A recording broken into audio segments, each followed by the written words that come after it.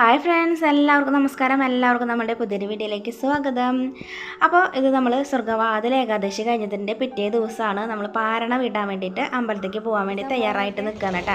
അപ്പോൾ പാരണ വിടുക എന്ന് പറഞ്ഞിട്ടുണ്ടെങ്കിൽ നമ്മൾ ഏകാദശി എടുത്തിട്ടുണ്ടെങ്കിൽ ആ ഒരു വ്രതം കളയണമല്ലോ. അപ്പോൾ അതിൻ്റെ സമയമാണ്. അത് നമുക്ക് 6:45 മുതൽ 8 മണി വരെ ആയിരുന്നു ഒരു സമയം. അതിൻ്റെ ഉള്ളിലാണ് നമ്മളിത് കളയുക. അപ്പോൾ അതിന് വേണ്ടിയിട്ട് നമ്മൾ തുളസി തീർത്ഥമൊക്കെ കുടിച്ചിട്ട് അമ്പലത്തിൽ പോയിട്ട് നമ്മൾ ആ ഒരു വ്രതം അവസാനിപ്പിക്കാമെന്ന് വിചാരിച്ചു. അപ്പോൾ നമ്മൾ ചൊവ്വല്ലൂർ തിരുവമ്പാടി ക്ഷേത്രത്തിലാണ് ആദ്യം പോയത്. ഭഗവാന്റെ അമ്പലമാണ്. അപ്പോൾ അവിടെ പോയിട്ട് അവിടുത്തെ തുളസി തീർത്ഥം അതുപോലെ തന്നെ ഭഗവാൻ അഭിഷേകം ചെയ്തിട്ടുള്ള ആ ഒരു തീർത്ഥമൊക്കെ കുടിച്ച് നമ്മുടെ ഏകാദശി വ്രതം അവസാനിപ്പിച്ചിട്ടുണ്ട്. അത് കഴിഞ്ഞിട്ട് ചൊവ്വല്ലൂർ മഹാദേവ ക്ഷേത്രം തൊട്ടടുത്ത് തന്നെയാണ്. അവിടെ പോയി അവിടെ നമ്മുടെ തിരുവാതിര ഉത്സവത്തോടനുബന്ധിച്ച് 10 ദിവസം മുമ്പേ തന്നെ അവിടെ പരിപാടികളും കാര്യങ്ങളൊക്കെ തുടങ്ങിയിട്ടുണ്ട് കേട്ടോ.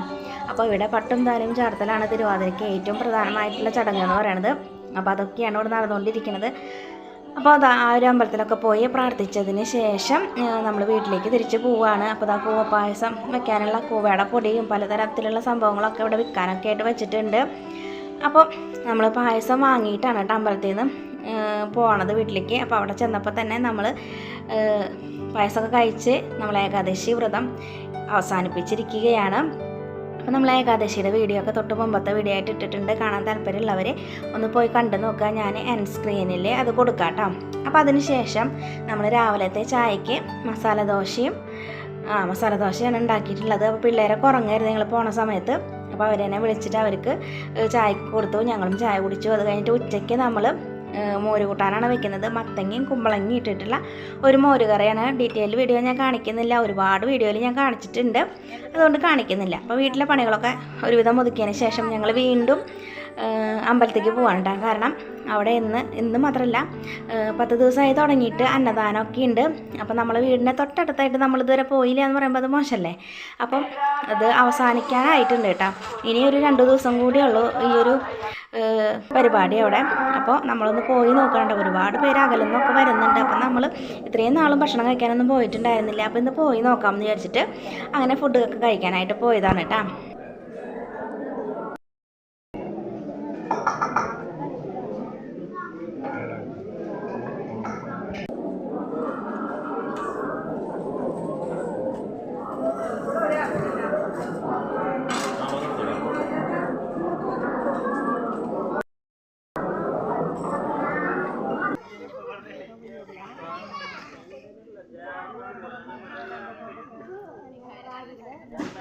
അപ്പോൾ നല്ല പായസമൊക്കെ കൂട്ടി നല്ല അടിപൊളി സദ്യയൊക്കെ കൊണ്ട് ഞങ്ങൾ പോന്നു കേട്ടോ. പോരുന്ന സമയത്ത് ആ കൂവപ്പായസം വെക്കാനുള്ള കൂവപ്പൊടിയും പിന്നെ പപ്പടങ്ങളൊക്കെ ഉണ്ട്. ക്യാരറ്റ് പപ്പടം, ബീട്രൂട്ട് പപ്പടം, അങ്ങനെ പലതരം പപ്പടങ്ങളൊക്കെ ഉണ്ട്. അതൊക്കെ വാങ്ങിച്ചിട്ട് ഞങ്ങൾ വീട്ടിലേക്ക് തിരിച്ച് പോരുകയാണ്. അപ്പോൾ വൈകുന്നേരം ആയി കഴിഞ്ഞിട്ടുണ്ടെങ്കിൽ ഒരു 9 മണി വരെ ഇവിടെ കലാപരിപാടികളൊക്കെ ഉണ്ട് കേട്ടോ.